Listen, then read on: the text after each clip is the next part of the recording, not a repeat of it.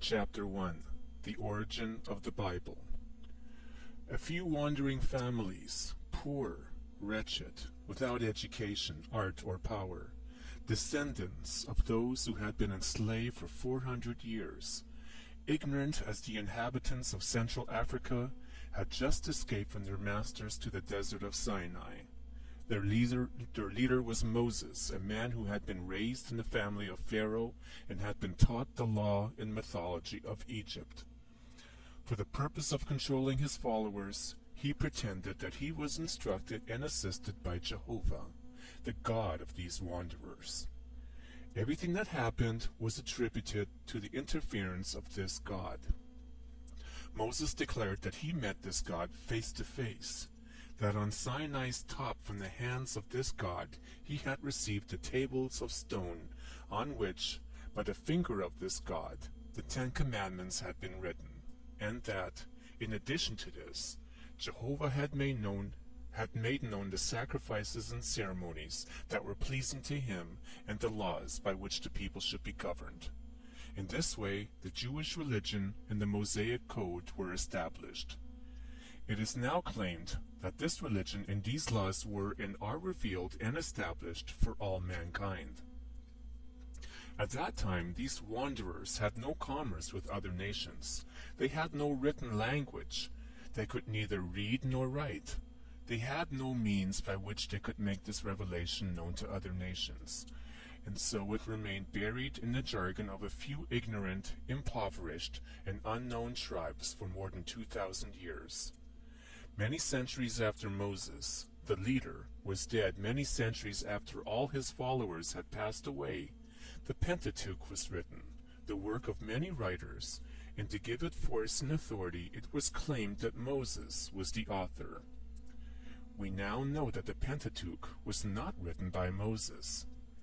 Towns are mentioned that were not in existence when Moses lived. Money, not coined until centuries after his death, is mentioned. So many of the laws were not applicable to wanderers on the desert. Laws about agriculture, about the sacrifice of oxen, sheep, and doves, about the weaving of cloth, about ornaments of gold and silver, about the cultivation of land, about harvest, about the threshing of grain, about houses and temples, about cities of refuge, and about many other subjects of no possible application to a few starving wanderers over the sands and rocks. It is now not only admitted by intelligent and honest theologians that Moses was not the author of the Pentateuch, but they all admit that no one knows who the authors were, or who wrote any of these books, or a chapter, or a line. We know that the books were not written in the same generation, that they were not all written by one person, and that they are filled with mistakes and contradictions. It is also admitted that Joshua did not write the book that bears his name, because it refers to events that did not happen until long after his death. No one knows or pretends to know the author of Judges. All we know is that it was written centuries after all the judges had ceased to exist. No one knows the author of Ruth, nor of First and Second Samuel. All we know is that Samuel did not write the books that bear his name. In the 25th chapter of 1 Samuel is an account of the raising of Samuel by the witch of Endor. No one knows the author of 1st and 2nd Kings, or 1st and 2nd Chronicles. All we know is that these books are of no value. We know that the Psalms were not written by David. In the Psalms, the captivity is spoken of, and that did not happen until 500 years after David slept with his fathers.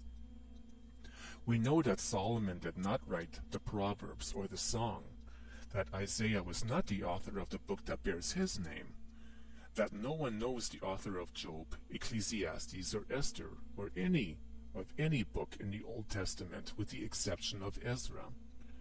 We know that God is not mentioned or in any way referred to in the book of Esther. We know, too, that the book is cruel, absurd, and impossible. God is not mentioned in the Song of Solomon, the best book in the Old Testament. and we know that Ecclesiastes was written by an unbeliever. We know, too, that the Jews themselves had not decided as to what books were inspired, were authentic, until the 2nd century after Christ. We know that the idea of inspiration was of slow growth, and that the inspiration was determined by those who had certain ends to accomplish.